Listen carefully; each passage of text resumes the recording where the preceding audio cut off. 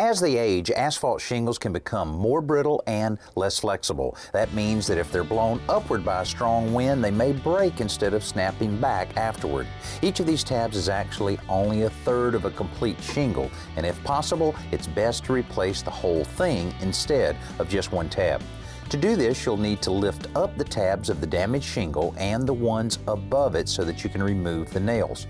Once the damaged shingle is free, you can replace it with a new one of a similar color and style. Don't forget to replace the nails from the course above when you nail in the new shingle, and cover any nails or nail holes with a glob of roofing cement. It's not a bad idea to stick the tabs down with a little of this sticky stuff.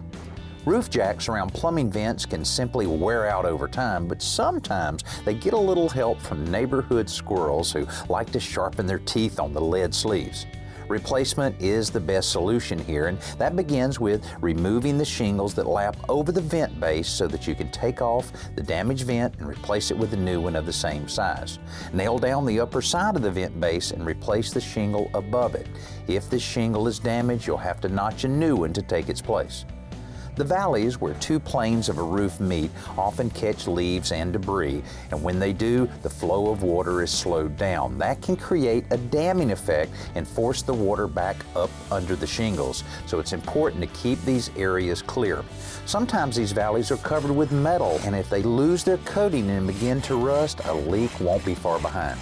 A scraper or a wire brush will remove the rust, but you'll also want to clean the metal so that you can recoat it with a rust-inhibiting paint to protect the metal. Taking a little care to mask the shingles will go a long way in making the roof look better from the street.